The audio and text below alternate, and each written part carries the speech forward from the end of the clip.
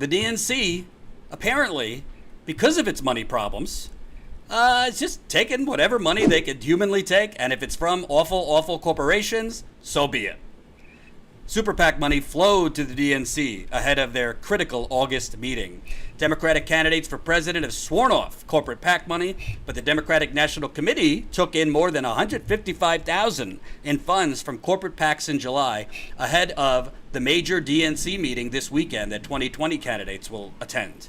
The donations flowed in from PACs linked to the audit and consulting firm Deloitte, which has its own little scandal, which I'll get into, the drug company Pfizer, which is being investigated right now for price gouging, the National Association of Realtors, which is basically the organized mob that is facilitating the gentrification in all your communities, and the law firm Duane Morris. Deloitte was the biggest contributor, giving the DNC $90,000 in July, according to newly available campaign finance disclosures. And not to be outdone, Tom Perez, definitely leading with his values here, not to be outdone by taking all this corporate filthy money. He's also, Tom Perez, apparently the DNC can't raise enough money in America, so Tom Perez is literally fleeing to Mexico. He must go to Mexico. No offense to my Mexican brothers and sisters.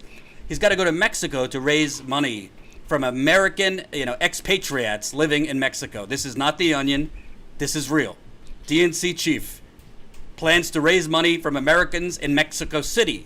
I hear the next step is Tom Perez is going to the North Pole to raise money from expats living in the North Pole. Then Antarctica. And finally Mars. You can't make this stuff up. So the Democratic Party is having money troubles.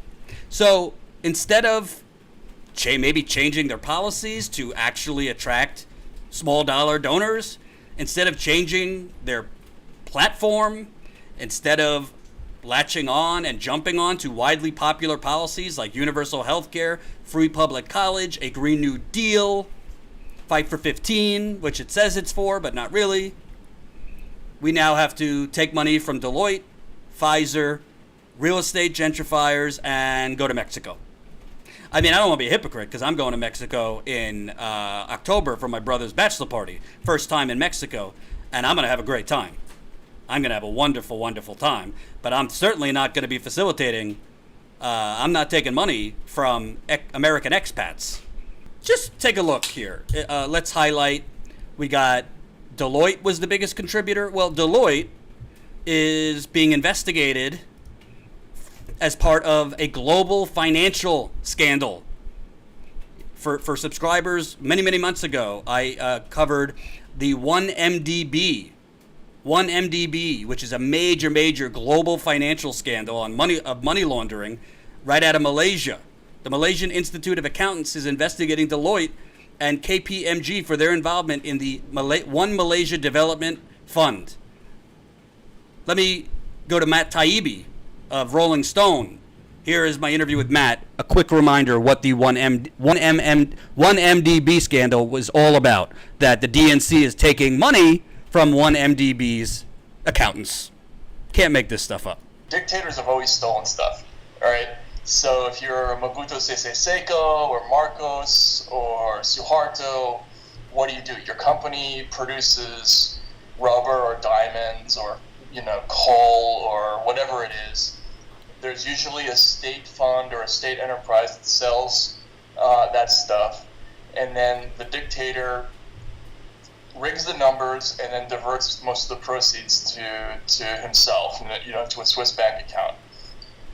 What happened in Malaysia was a twist on that. They didn't even bother getting a product. What they did is they created a sovereign wealth fund called 1MDB, and they went around to investors all over the world, and they said, we want to build stuff in Malaysia.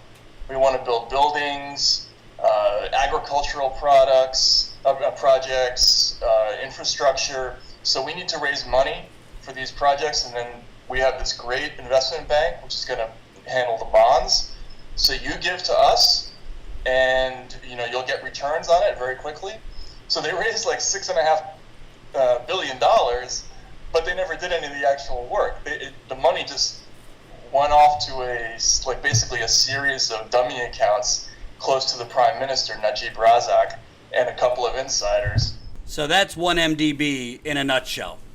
Okay? And if you remember, Kamala Harris's campaign never answered me, but Kamala Harris was doing a fundraiser with somebody who might have been investigated or might currently have been investigated related to the 1MDB financial scandal. And 1MDB stretched everywhere. Some of that money that was supposed to be, put towards infrastructure in Malaysia went to like the filming of Wolf of Wall Street, that Leonardo DiCaprio classic. So very, very shady. Deloitte's being investigated because they were basically doing the accounting for the money laundering. And the Democratic Party is taking $90,000 from... I mean, listen, we're all innocent till proven guilty, but like, that's not a good look. Not a good look. But the Democratic Party taking that money anyway. Gotta get that money, baby. Not to be outdone by Pfizer. And by the way, all I do is quick Google searches. Not hard to find the corruption in all these corporate donors. Pfizer is among one of the drug companies being accused of illegally price gouging.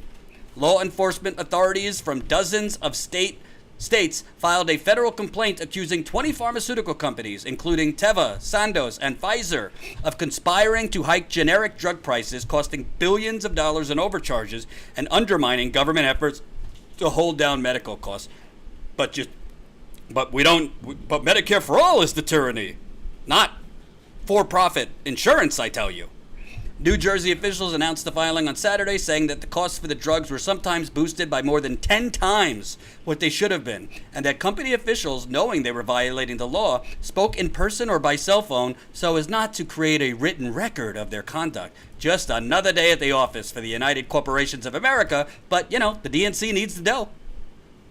The DNC needs that money, so they will be like, all right, well, 90,000 from, potentially illegal accountants.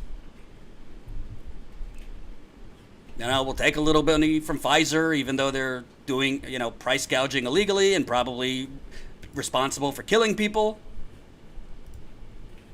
I mean, not so dramatic. When you price gouge, people ration their medicine because they can't afford it, and then they die. I know some of you have probably had to ration your medicine. What's amazing to me about all this is you have the Democratic Party, who is clearly pushing Joe Biden. I mean, they're willing to drag him, even if he's lifeless. They're willing to drag Joe Biden to the finish line to become the nominee and probably lose to Donald Trump, as I've shown you repeatedly is going to happen. If it's not Biden, they're willing to prop up Elizabeth Warren because they want to prop Warren up in order to knock Bernie out. And they're also, frankly, this is from my former colleague, Michael Tracy. Basically, they're just reinventing the rules to try and screw Tulsi Gabbard out of becoming eligible for the next debate. Tulsi Gabbard this is from Tracy in Real Clear Politics. Tulsi Gabbard is on the verge of being excluded from the next Democratic presidential debate on the basis of criteria that it appears increasingly absurd. Take, for instance, her poll standing in New Hampshire, which is currently places her at 3.3%, according to the Real Clear Politics average as of August 20th.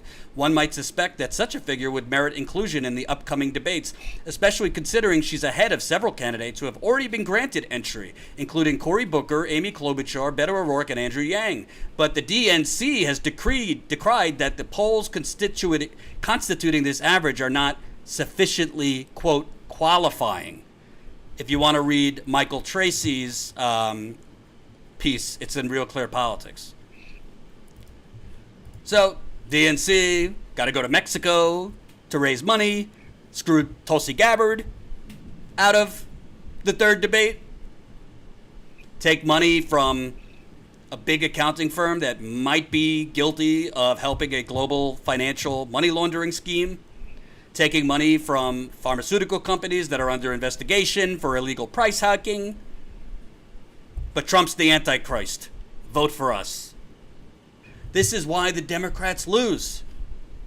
Do they think people are just gonna, even are just people that didn't come out in 2020 16 are suddenly going to come out because the situation has changed that much worse, that much more, and they'll be like, you know what? Yeah, but DNC is corrupt. Yeah, Joe Biden is like a Republican, but Trump called himself the chosen one today. You know, Trump is attacking Jewish Democrats. We just can't deal with this, so we'll go with the corruption. Or as an MSNBC reporter said yesterday, make America boring again. If you were watching yesterday, this is what MSNBC is now selling its viewers. Make America boring again. People will go for that. So I very much look forward to one day being able to interview Tom Perez. The just has such conviction, such class, courage of his convictions, really stand-up guy. I look forward to it. I have an outstanding request to interview Tom Perez, but apparently he's too busy leading with his values to join Status Quo. We'll see what happens. Hope you enjoyed that last video. Hop on over to statusquo.com where you can sign up for our email list and become a member for as low as $5 to $10 a month. Membership is how we grow. That's statusquo.com/join. And remember, join our email list so we can grow the revolution with you.